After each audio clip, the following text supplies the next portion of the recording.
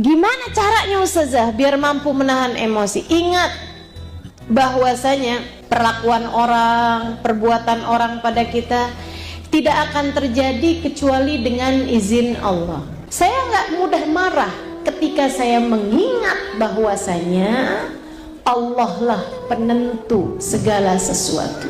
Kalau ada orang sedang marah kepadamu karena Allah menghendakinya, gak usah dibalas dengan kemarahan juga. Dengerin aja pesan-pesan Allah untukmu. Kamu dapat pahala sabar, kamu dapat pahala disakiti orang lain, dikasari orang, dikatain, itu ada pahalanya tersendiri ibu-ibu sekalian. Enak tuh kan kalau kayak begitu. Jadi udah aja. Ada orang berkata buruk kepadamu, tahan emosimu. Jangan berkata yang sama buruknya kepada orang tersebut. Orang itu sedang mentransfer pahalanya kepada dirimu. Nah, kan jadinya enak. Insya Allah mudah-mudahan Allah jadikan kita orang-orang yang mampu menahan emosi kita. Amin ya Rabbal. Diajarin juga sama Nabi Muhammad, kalau kamu marah dalam keadaan duduk, segeralah berbaring. Kalau kamu marah dalam keadaan berdiri, segeralah duduk. Itu salah satu ilmu yang diajarkan baginda kita Nabi Muhammad. Dan juga kata Nabi Muhammad, kamu kalau lagi datang marah, segeralah berwudu. Nabi Muhammad mengatakan, marah itu sumbernya dari setan. Setan terbuatnya dari api. Tidak ada yang dapat memadamkan api selain air. Maka apabila kalian sedang dalam keadaan marah, segeralah berwudu. Kalau berwudu nggak mempan juga, mandi, keramasan.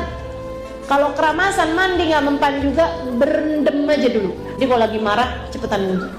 Jangan sampai merusak apa yang sudah kita punya hanya karena ketidakmampuan kita menahan kemarahan kita. Al-afina anin nas, calon-calon penghuni surga, kata Allah SWT dalam Al-Quran, adalah orang yang mampu memaafkan kesalahan orang lain. Yuk, pengen masuk surga, maafin salah orang. Apapun aja jenis kesalahan orang padamu, maafkan. Bukan berarti kamu harus bersama lagi dengan orang tersebut, enggak perlu. Tapi kamu harus memaafkan kesalahan orang. Kenapa? Bukan buat orang tersebut, bukan. Akan tetapi buat dirimu sendiri. Biar hatimu lebih damai, biar hidupmu lebih tenang, biar keadaanmu lebih menyenangkan, kamu lebih berbahagia.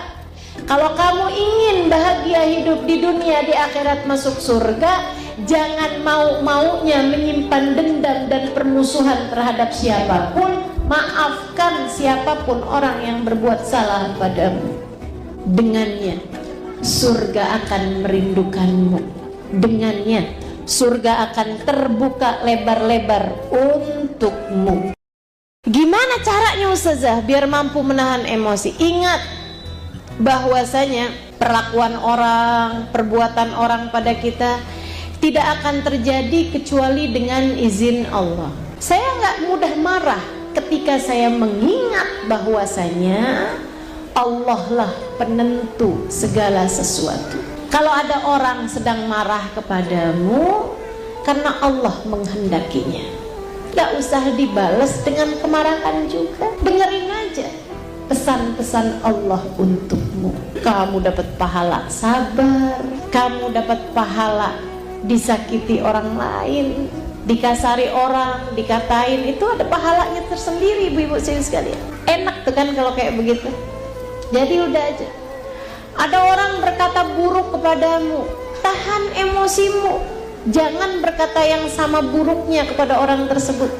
Orang itu sedang mentransfer pahalanya kepada dirimu. Nah, kan jadinya enak.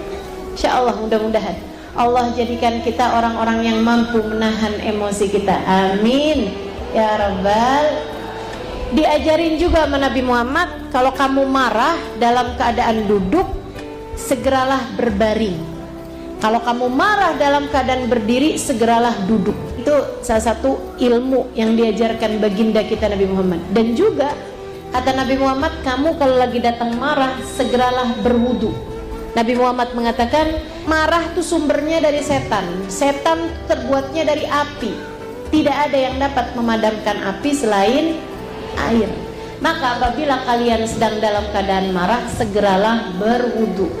Kalau berwudu nggak mempan juga, mandi keramasan. Kalau keramasan mandi nggak mempan juga, berendam aja dulu. Jadi kalau lagi marah cepetan wudu.